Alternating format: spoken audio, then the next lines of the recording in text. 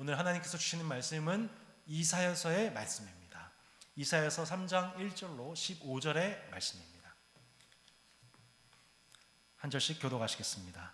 보라, 주 만군의 여호와께서 예루살렘과 유다가 의뢰하며 의지하는 것을 제하여 버리시되 곧 그가 의지하는 모든 양식과 그가 의지하는 모든 물과 용사와 전사와 재판관과 선지자와 복술자와 장로와 50부장과 귀인과 모사와 정교한 장인과 능란한 요술자를 그리하실 것이며 그가 또 소년들을 그들의 고관으로 삼으시며 아이들이 그들을 다스리게 하시리니 백성이 서로 학대하며 각기 이웃을 잔해하며 아이가 노인에게 비천한 자가 존귀한 자에게 교만할 것이며 혹시 사람이 자기 아버지 집에서 자기의 형제를 붙잡고 말하기를 내게는 겉옷이 있으니 넌 우리의 통치자가 되어 이 폐허를 내 손 아래에 두라 할 것이면 그날에 그가 소리를 높여 이르기를 나는 고친 자가 되지 아니하겠노라. 내 집에는 양식도 없고 의복도 없으니 너희는 나를 백성의 통치자로 삼지 말라 하리라. 예루살렘이 멸망하였고 유다가 엎드려졌음은 그들의 언어와 행위가 여호와를 거역하여 그의 영광의 눈을 범하였음이라. 그들의 안색이 불리하게 증거하며 그들의 죄를 말해주고 숨기지 못함이 소돔과 같으니 그들의 영혼에 화가 있을진저 그들의 재앙을 자취하였도다. 너희는 의인에게 복이 있으리라 말하라. 그들은 그들의 행위의 열매를 먹을 것이며 악인에게는 화가 있으리니 이는 그의 손으로 행한 대로 그가 보응을 받을 것임이니라. 내 백성을 학대한 자는 아이요 다스린 자는 여자들이라. 내 백성이여 내 인도자들이 너를 유혹하여 내가 다닐 길을 어지럽히느니라. 여호와께서 변론하러 일어나시며 백성들을 심판하려고 서시도다. 여호와께서 자기 백성의 장로들과 고관들을 심문하러 오시리니 포도원을 삼킨 자는 너희이며 가난한 자에게 탈취한 물건이 너희 집에 있도다. 함께 읽겠습니다.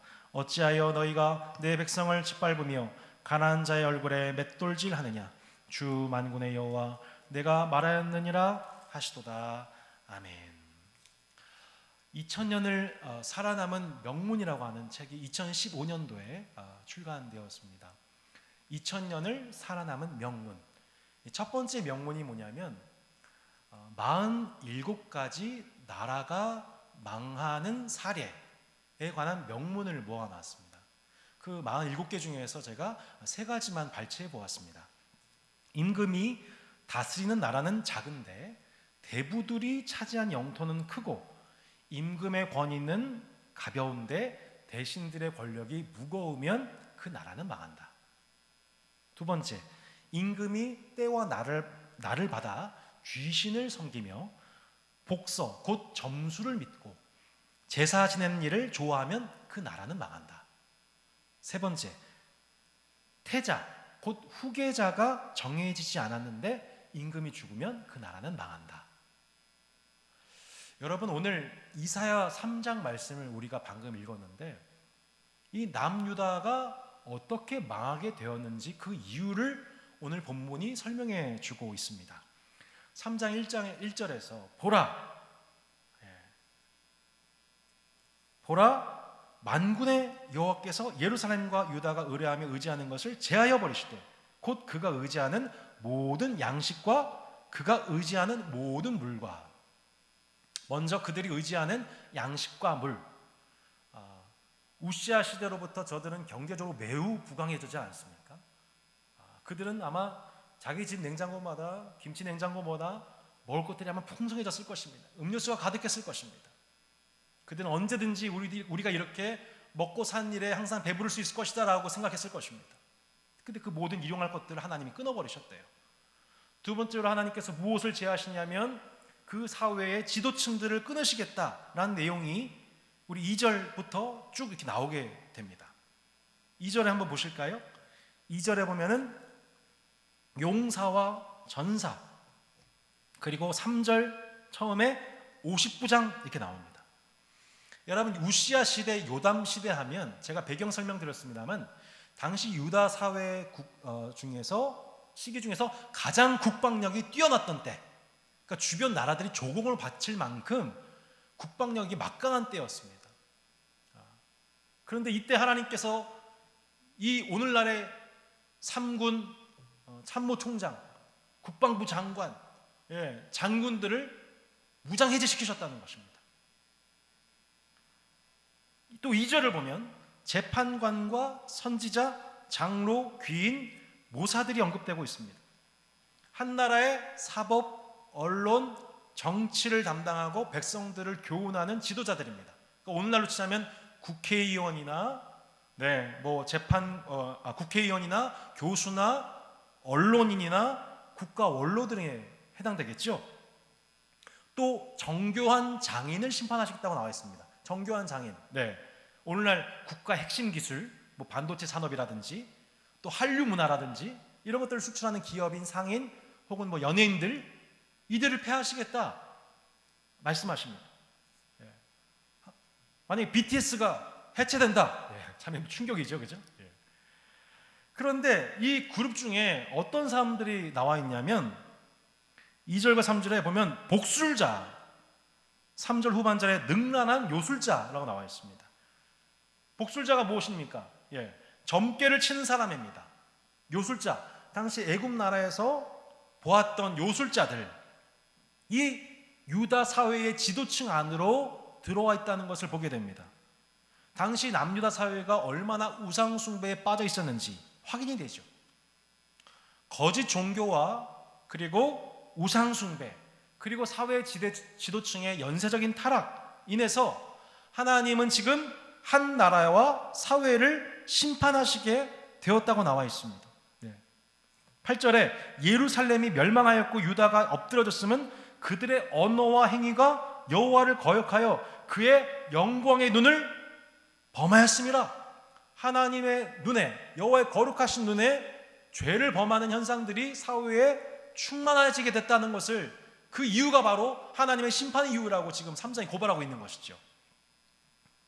자, 그런데 이러한 일용할 양식을 심판하시고 제하시고 또한 사회 지도층을 심판하시는 그 심판보다 진짜 무서운 연쇄적인 심판이 있습니다. 정말 무서운 심판. 이제 이 나라가 정말 멸망 직전이구나 라고 판단해 볼 수 있는 진짜 무서운 징조가 뭐냐? 그게 4절과 5절입니다. 4절과 5절 다시 한번 보시겠습니다. 읽어보겠습니다. 시작. 그가 또 소년들을 그들의 고관으로 삼으시며 아이들이 그들을 다스리게 하시니 백성이 서로 학대하며 각기 이웃을 잔해하며 아이가 노인에게 비천한 자가 존귀한 자에게 교만할 것이며. 한 사회를 이끌어가던 지도층들이 하나님의 손에 의해서 제거가 되잖아요. 그러면 그 후속으로 더 큰 심판이 온다는 거예요. 그게 뭐예요? 어린 아이들이 한 나라의 고관이 되고 지도자가 된다는 거예요.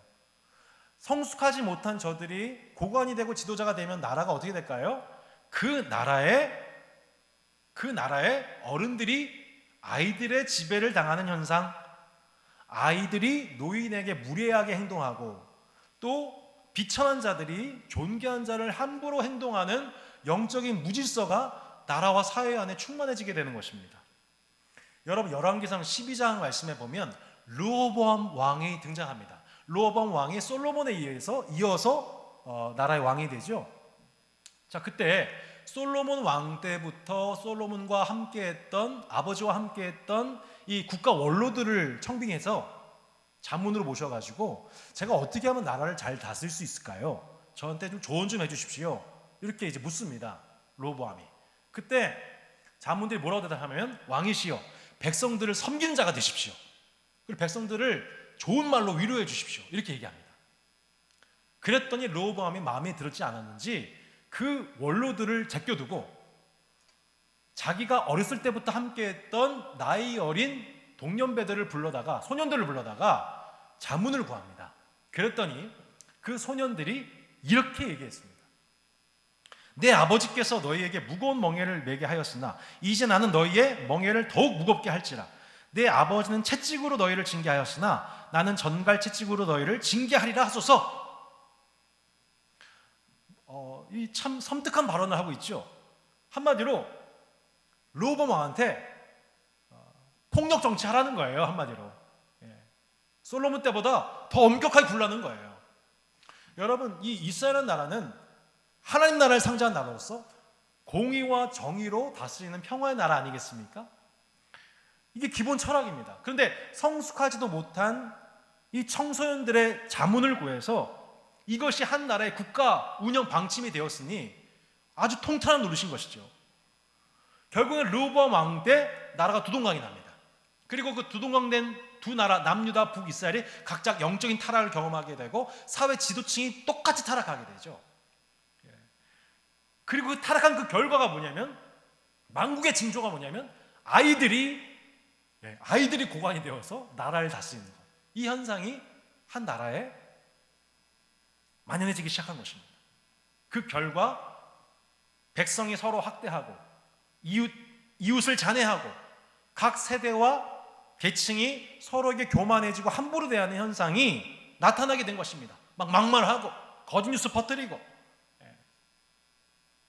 12절에도 이렇게 기록되어 있습니다. 12절 한번 읽어보겠습니다. 시작. 내 백성을 학대한 자는 아이요 다스린 자는 여자들이라. 내 백성이여 내 인도자들이 너를 유혹하여 내가 다닐 길을 어지럽히느니라.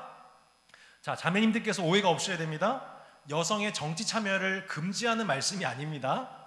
당시 나라의 관습상 정치는 다스리는 역할은 당시 남성이 하던 일이죠. 그런데 그것을 지금 여성이 맡고 있다고 하는 뜻은 그만큼 그 나라가 지금 어지러움 가운데 있다는 것을 드러내는 구절일 뿐입니다. 여러분, 한 나라의 미래를 살펴보려면 지금 그 나라의 청년을 보라, 청소년을 보라, 그런 말이 있죠.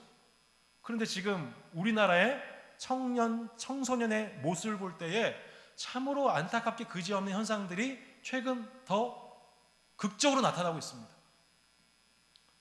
이단 사이비에 시한부 종말론을 믿는 15만 명의 신천지 청년들이 반사회적인 행동을 곳곳에서 활동하면서 그 신천지 아주 사악한 교주와 지파장들의 명령을 수행하는 수행원 노릇을 하고 있습니다.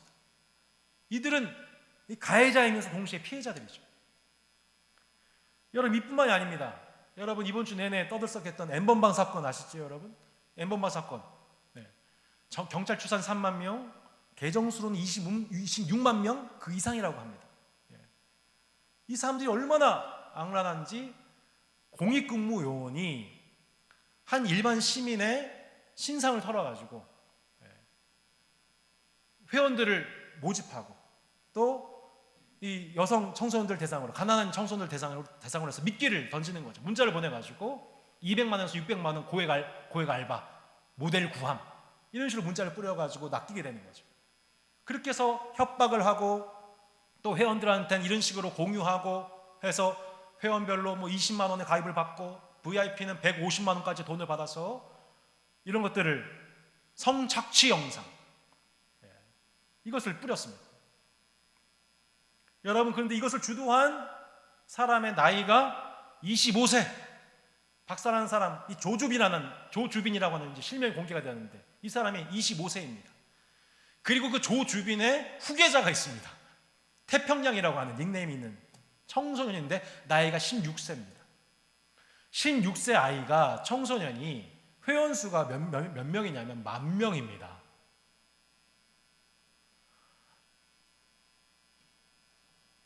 얼마나 이제 끔찍한 일인지, 청소년을 바라보면서, 인간을 바라보면서, 여성을 바라보면서 인간 이하의 짐승 취급, 성노예 취급하면서 무슨 위안부도 아니고 현대판 위안부 일을 지금 대한민국 청년들이 그 일을 꾸미고 있었던 겁니다.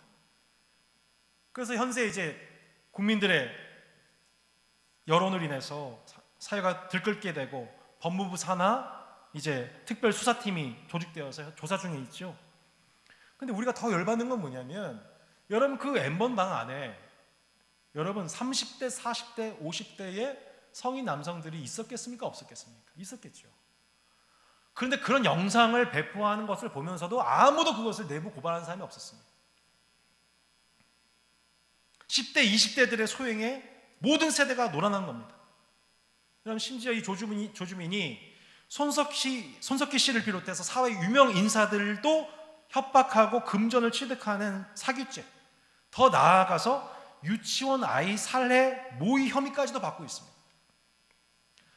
아이가 어른들을 대상으로 전 사회를 대상으로 농락하는 세상의 단면이 지금 우리 가운데 드러난 것입니다. 나라가 망하는 47가지 징조 중 왕의 후계자가 없이 왕이 죽으면 나라가 망한다는 말은 바꿔 말하면 준비되지 않은 왕이 한 나라에 다스릴 때에 만국이 된다는 뜻과 같습니다. 여러분, 조선의 만국사를 한번 여러분 되돌려 보기 원합니다. 지금으로부터 불과 120여 년 전입니다. 19세기 말이에요. 여러분, 그런데 이 만국의 발달은 19세기 초입니다. 조선 왕조의 어린 왕들이 하나 둘씩 생겨나죠. 순조, 그 다음에 현종, 철종, 그리고 맨 마지막 고종, 이리까지 계속해서 어린 왕들이 등극을 합니다. 100년이 안 되는 시간이에요. 맨 처음에 1800년도에 순조가 등극을 합니다. 이때 11살이었어요. 이때부터 그 왕이 힘이 없으니까 그때부터 왕의 친척들이 간섭하는 세조 정치가 판을 치게 됩니다. 순조의 아들 효명이라고 하는 세자가 22살에 죽습니다. 그래서 어린 나이를 대신해서 왕으로 세웁니다. 그게 누구예요? 현종이죠. 현종이가 8살에 왕으로 등극을 합니다. 8살에. 근데 8살에 등극한 현종이 14년 만에 22살에 죽습니다. 근데 후사가 없어요. 후계자가 없어요. 그래서 칠촌뻘 되는 이 철종을, 사촌인 철종을 세웁니다. 철종이 당시 22살이었습니다. 근데 철종도 13년 만에 후사가 없이 또 죽습니다. 후계자가 없이. 그때 세워진 왕이 조선의 마지막 임금 고종이죠. 그리고 그때 실세를 장악했던 인물이 잘 아는 흥선 대원군이었습니다. 후계자가 없는데 왕이 죽으면 그 나라는 망한다. 임금의 권위는 가볍고 대신들의 권력이 무거우면 그 나라는 망한다. 이게 조선 말기의 정확한 정황이었던 것입니다. 세도 정치, 당파 싸움 심화됩니다. 그럼 그런 정치 혼란 뒤에는 반드시 그 모든 피해가 서민들에게 돌아갑니다. 나라 살림을 위해서 백성들은 당시 삼정문란이라고 해서 3가지 종류의 세금, 그 이상의 세금을 국가에 바치면서 고열을 빨려야만 했습니다. 이것이 그 나라의 만국의 전조였던 것이죠. 여러분, 그럼 놀랍게도 이사야 시대가 바로 그랬다는 겁니다. 나이가 어린 소년들과 아이들이 나라의 리더가 되었어요. 그래서 이웃들이 서로에게 불의와 폭력을 가하는 시대가 열립니다. 백성들에게 경제적인 핍박이 이어지는 시절이 열리게 됩니다. 그것을 이사야서 3장 13절로 15절이 고발하고 있는 겁니다. 13절로 15절의 말씀을 한번 보시기 바랍니다. 제가 읽겠습니다. 여호와께서 변론하러 일어나시며 백성들을 심판하려고 서시도다. 여호와께서 자기 백성의 장로들과 고관들을 신문하러 오시리니 포도원을 삼킨 자는 너희이며 가난한 자에게서 탈취한 물건이 너희의 집에 있도다. 어찌하여 너희가 내 백성을 짓밟으며 가난한 자의 얼굴에 맷돌질하느냐. 주 만군의 여호와 내가 말하였느니라 하시도다. 왜 당시 사회 지도층들을 하나님이 심판할 수밖에 없었는지 그 정황이 나타나고 있지요. 내 이웃의 소유를 탐내지 말아라 했는데 그 십계명을 망각하고 이웃의 포도원을 삼켜버립니다. 토지는 내 것이다 라고 레위기 말씀 선언하셨는데 사람의 생명의 터전인 토지를 개인 소유 축적과 매매 대상으로 활용했습니다. 아합이 나봇의 포도원을 강탈하듯이 무지한 이웃의 피를 흘려 부동산과 물건들을 탈취합니다. 한마디로 도둑질을 한 거죠. 그 도둑들은 고관에게 뇌물을 줬을 것이고 악인은 그렇게 악인과 함께 더불어 악의 연대기를 연출했을 것입니다. 피해 입은 백성들, 경제적 피해를 입은 백성들은 송사할 길이 없습니다. 그런데도 고관들과 재판관들이 예배로 모여서는 자신들은 하나님의 선택받은 백성이다. 하나님은 우리와 함께 하신다. 그렇게 서로를 축복하고 그들을 향하여 제사장은 두 팔 벌려 죄의 사함을 선언했습니다. 그렇게 종교 축제를 벌인 것이죠. 부정한 방법으로 얻은 재물들을 헌금으로 드리고 성회로 모여 연대하기 힘쓰고 이웃의 피가 흐르는 두 손으로 하늘 향해 두 손 높이 들고 기도했습니다. 얼마나 하나님 보시기에 여호와의 눈에 보시기에 얼마나 끔찍한 위선이었는지, 가증한 종교인지 모릅니다. 여러분, 하나님께서 거룩하게 하시려고 선택하신 민족이 바로 이스라엘입니다. 그죠? 하나님의 성품, 그 거룩을 닮아가기 위해서. 그런데 그 예배자들의 모습은 전혀 하나님을 닮아 있지 않았습니다. 저들은 하나님을 예배하는 것이 아니라 바알을 예배하는 자들이었습니다. 바알의 모습을 닮아가고 있었던 것입니다. 하나님이 원하셨던 것은 여호와 예배자였는데 바알 예배자들이 자신을 향하여 예배하고 있으니 하나님 그 예배를 받으실 수 없게 된 것이죠. 여러분, 하나님께서 이스라엘 백성들과 더불어서 처음 언약을 맺으실 때에 하나님이 이스라엘 백성들한테 자신의 이름을 어떻게 계시하셨냐면 여호와라고 계시하셨습니다. 여호와. 그런데 이사야 시대를 통해 여호와께서는 자신의 이름을 이렇게 이사야 시대에 소개하셨습니다. 3장 1절 다시 보십시오. 뭐라고 나와 있습니까? 보라, 주 만군의 여호와. 이 만군의 여호와라는 표현이 어디 처음 등장하냐면 2장 12절에 등장합니다. 2장 12절도 보십시오. 2장 12절에 이렇게 나와 있습니다. 대저 만군의 여호와의 날이 모든 교만한 자와 거만한 자와 자고한 자에게 이 말이니 그들이 낮아지리라. 자, 만군의 여호와의 날. 제가 저번 주에 여호와의 날에 대해서 설교했었죠. 말일에 심판 후 얼마 후에 이 날은 의인들에게 있어서는 소망의 날이요 악인들에게 있어서는 두려움의 날. 의인들은 지난날 불의를 당해서 피해를 받았던 자신의 억울한 송사와 신원이 해결되는 날, 그게 여호와의 날이죠. 반면 악인들에게 있어서는 자신들의 모든 불의가 덮어진 줄 알았는데, 죄 사함 받은 줄 알았는데 하나님 앞에 최종 의로운 판결을 받아 심판받는 날, 이게 여호와의 날입니다. 이러한 하나님의 공의에 관한 표현이 오늘 본문 3장 15절에도 나옵니다. 후반절에 뭐라고 나와 있습니까? 주 만군의 여호와 내가 말하였느니라. 주 만군의 여호와. 자, 보십시오. 1장 2장에서 계속해서 여호와라는 표현을 쓰다가 어느 순간 갑자기 만군의 여호와가 등장합니다. 만군의 여호와. 하나님께서 자신의 이름을 계시하시는데 만군의 여호와라고 계시하실 때는 특별한 의미가 있어요. 무슨 뜻입니까? 자신의 대적에 대해서 내가 내 군대를 통해 심판한다. 심판하는 여호와다. 이게 뭐예요? 만군의 여호와예요. 심상치가 않아요. 여러분, 이 만군의 여호와라는 표현이 언제 등장했냐면 다윗이 블레셋과 싸울 때 그 다윗을 향해서 이스라엘 향해서 다가오는 이 다윗의 대적 골리앗이 다가올 때 썼던 표현이 뭐예요? 만군의 여호와입니다. 다윗이 블레셋 사람에게 이르되 너는 칼과 창과 단창으로 내게 나아오거니와 나는 만군의 여호와 이름 곧 내가 모욕하는 이스라엘 군대의 하나님의 이름으로 내게 나아가노라. 만군의 여호와. 언제요? 하나님을 대적하는 그 원수를 향해 심판하시는 하나님의 군대가 임했다는 표현이 바로 만군의 여호와라는 거예요. 근데 하나만 더 보겠습니다. 이사야서 6장 3절. 6장 3절에 보면 이렇게 나와 있습니다. 같이 한번 6장 3절 읽어보시기 바랍니다. 시작. 서로 불러 이르되 거룩하다 거룩하다 거룩하다 만군의 여호와여 그의 영광이 온 땅에 충만하도다. 뭐라고 나와 있습니까? 만군의 여호와여. 자, 5절도 보시기 바랍니다. 5절. 그때에 내가 말하되 화로다 나여 망하게 되었도다. 망하게 되었다. 난 입술이 부정한 사람이요 난 입술이 부정한 백성 중에 거주하면서 누구를 봤대요? 만군의 여호와이신 왕을 배웠음이로다 하였더라. 자, 여러분, 이게 중요합니다. 이사야가 바라봤던 그 천상회의 속에서 천사들이 하나님을 거룩하다 거룩하다 거룩하다 찬송하고 있는데 그 하나님을 뭐라고 부르고 있어요? 만군의 여호와여.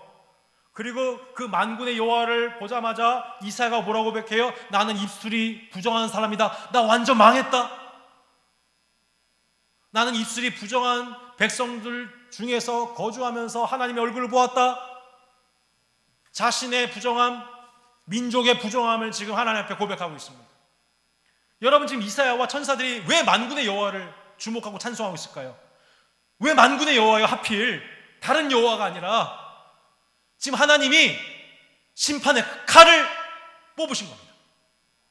하나님 눈 보시기에 절대로 용납할 수 없는 죄악들이 온 세상에 발견된 거예요. 그래서 지금 천사들이 만군의 여호와여 찬송하고 있었던 겁니다. 하나님이 지금 누구를 심판하신다는 거예요? 남유다와 예루살렘을 심판하시겠다. 우시아가 죽던 해에 이사야가 봤던 하나님은 만군의 여호와 하나님이었던 겁니다. 여러분, 지금 우리가 바라볼 하나님, 우리가 찬송하고 우리가 기도하고 예배해야 하나님은 지금 우리가 어떤 눈으로 우리를 보고 계시는 하나님이십니까? 우리가 그것을 발견해야 한다는 것입니다. 우시야가 죽던 해에 왜 하나님은 유다 사회에 대해서 분노하셨을까요? 그 우시야 시대의 죄악에 대해서 역대하 26장 16절에 이렇게 나와 있습니다. 우시야가 강성하여지매 그의 마음이 교만하여 악을 행하여 그의 하나님 여호와께 범죄하되 곧 여호와의 성전에 들어가서 향단에 분향하러 한지라. 우시야가 말년에 강성해지고 교만해지고 행악하고 범죄했다고 합니다. 요시야 왕이 정치나 경제나 국방이나 막강해진 나라의 모습을 보고서 교만해져서 이제는 제사장이 해야 될 임무까지도 빼앗으려 했다는 거예요. 왕으로서. 그래서 결국 우시야 왕의 이마에 나병이 생깁니다. 나병이 생기자마자 어떻게 되죠? 격리해야 됩니다. 전염병이니까요. 그래서 결국 우시야를 별궁에 강제 자가 격리시킵니다. 그리고 그 우시야 왕은 더 이상 왕 노릇을 하지 못합니다. 그것도 끝이었어요. 그리고 준비되지 않았던 그 나라의 왕 요담, 그 아들이 그 후계자가 됩니다. 요담은 준비된 왕이 아니었어요. 어쩔 수 없이 후계자가 되어서 왕이 되었습니다. 여러분, 무슨 뜻인지 아시겠습니까? 이 나라에 대한 심판이 시작됐다는 거예요. 이게 우시야 왕이 죽던 해에 하나님의 심판 선언이었습니다. 그리고 그 심판 선언의 명백한 증거는 준비되지 않은 왕이 그 나라의 지도자가 되는 것입니다.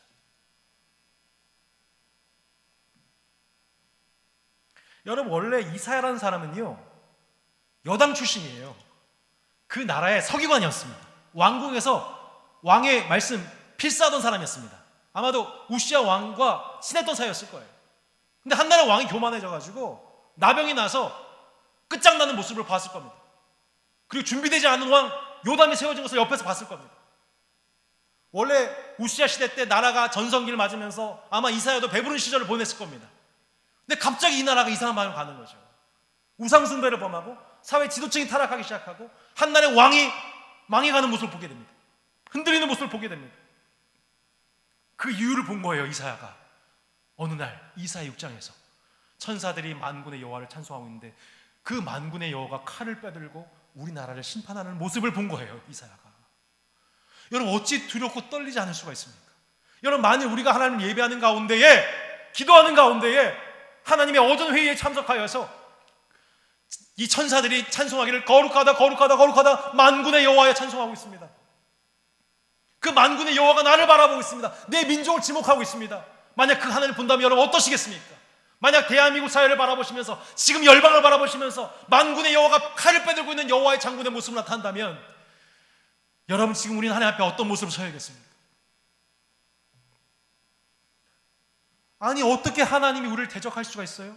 우리를 선택하시고 구원하신 하나님께서 이렇게 생각하는 분들이 꽤 많을 겁니다.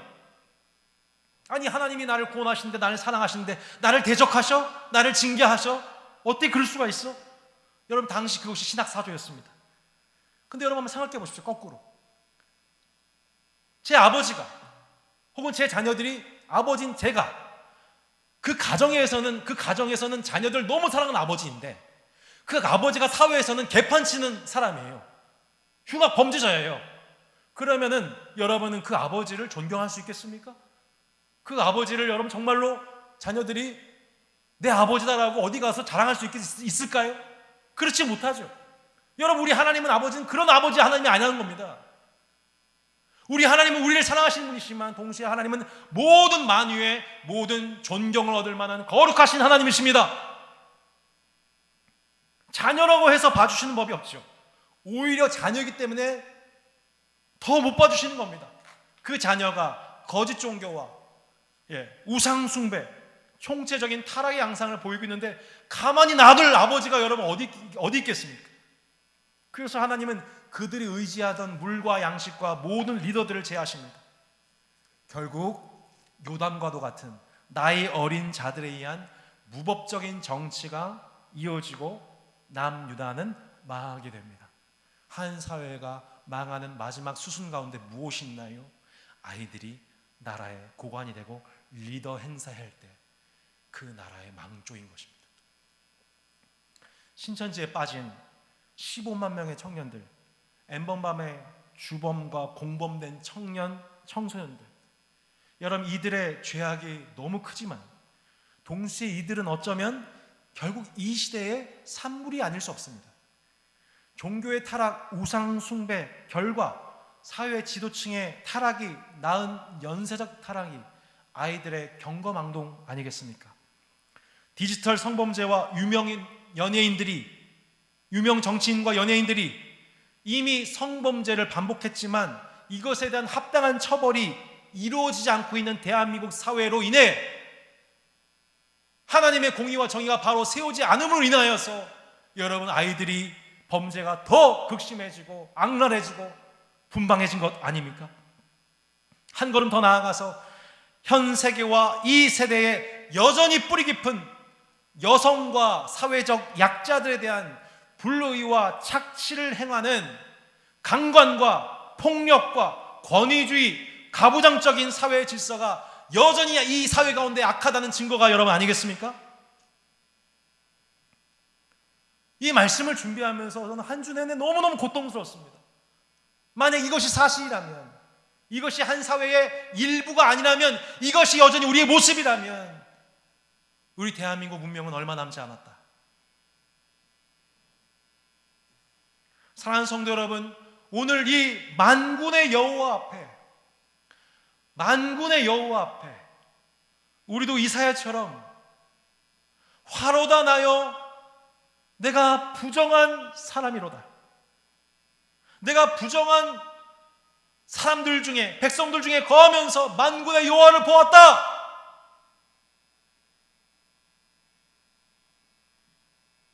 이 이사야 체험이 우리 가운데 있어야 됩니다. 이 말씀을 이번 한 주 내내 제가 묵상하면서 마음과 영혼이 너무 괴로웠습니다. 특별히 이제 좀 있으면 이사야서 6장 말씀을 강의해야 되는데 강의 앞두고서 지금부터 벌벌 떨게 됩니다. 거룩하신 하나님 앞에 부정한 제 자신과 민족의 죄악들이 선명하게 드러나고 있다는 것을 보게 됩니다. 주일로 우리가 모이지 못한 이때에 하나님의 영광이 오히려 더 찬란하게 빛나는 것 같습니다. 기도 시간에 기도하는데 제가 어린 시절 다 잊어버렸던 누군가에게, 나보다 약한 사람한테 놀리고 직접적인 폭력을 가하지는 않았지만 언행으로, 눈빛으로 폭행했던 제 불의가 생각이 났습니다. 청년 시절에 제가 그렇게 여성들에 대해서 혹은 나보다 약한 사람들에 대해서 배려하지 못했던 제 이 폭력적인 모습이 내 안에 있다는 것을 짐승들을 제 안에 보았습니다. 심지어 교육자 시절에도 약자인 누군가에게, 청년들에게 드러내놓고는 하지 않았지만 내 마음속에서, 내 눈빛 속에서 하나님과 나 사이에서만 알고 있는 그 은밀한 죄악들, 그 은밀한 음란함과 그 은밀한 교만함과 자고하는 마음들,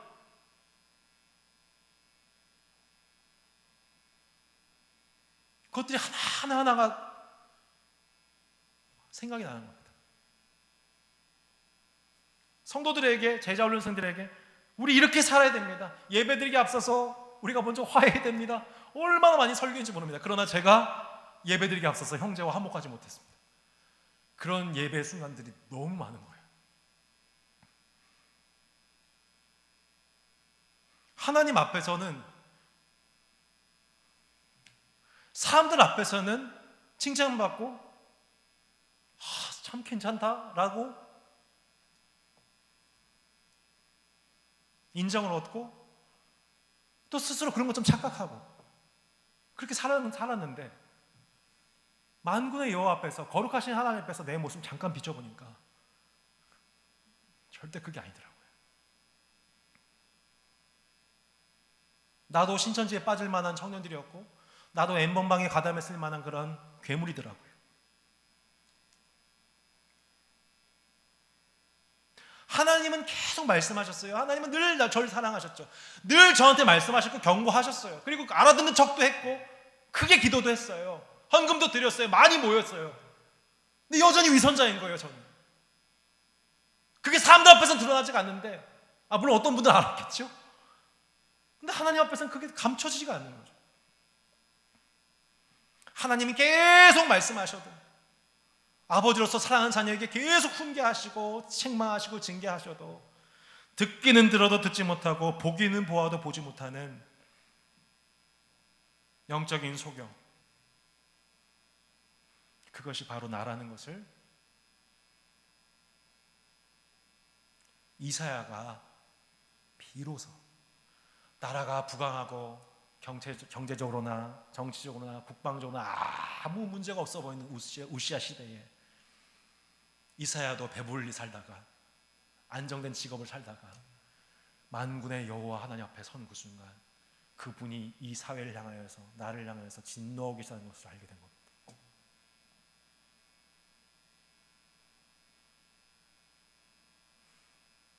여러분, 하나님이 우리를 사랑하시지만, 하나님이 우리를 구원하시지만,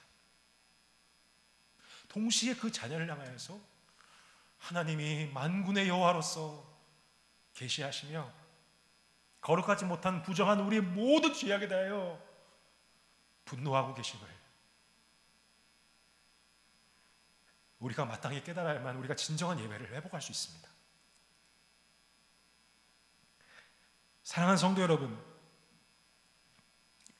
우리를 사랑하셔서 구원하신 여호와는 동시에 우리의 모든 부정한 죄에 대하여 고발하시고 분노하시고, 그것을 회개하지 않을 때는 대적하시는 주 만군의 여호와, 거룩하신 하나님이십니다.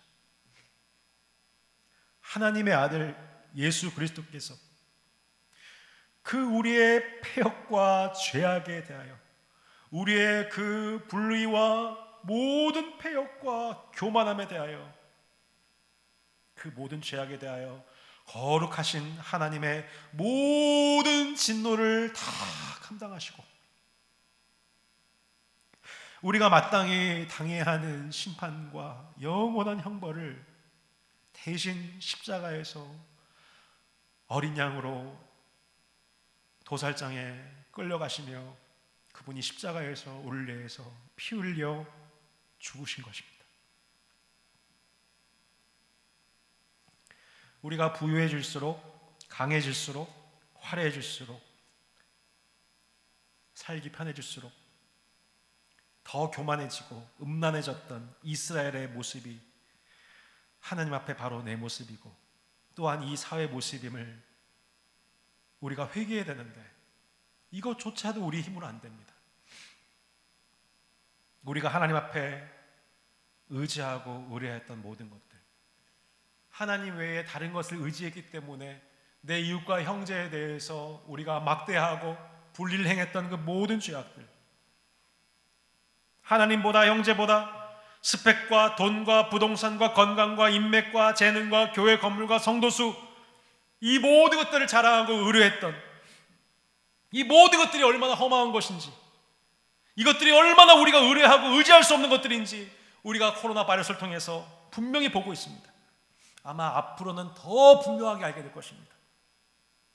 코로나를 통해 우리의 그 우상들 하나하나가, 우리가 의뢰하고 의지했던 모든 것들 하나하나가 만군의 여호와 앞에서 하나하나 제거당하고 있음을 보고 있습니다. 결국 여호와의 날에, 그 마지막 날에는 그 모든 하나님 앞에 높아졌던 우상들은 다 낮아지게 되고, 교만했던 모든 것들은 여호와 앞에 낮아지게 되고, 오직 하나님 앞에 겸손했던 자들만이 하나님께 높이 들림을 얻게 될 것입니다.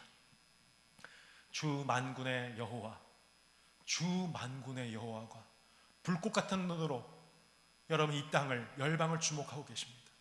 아무리 강대한 나라도, 아무리 힘센 왕이라도, 그 어떤 나라나 힘센 지도자도, 물과 빵도, 우리를 지금 배불리 먹일 수 있는 어떤 일용할 양식들도 그 자체가 우리가 의지하고 의뢰할 수 있는 것이 아니라, 만약 그것을 의지하고 의뢰하고 있다면 그것이야말로 우리의 가장 큰 우상인 것입니다.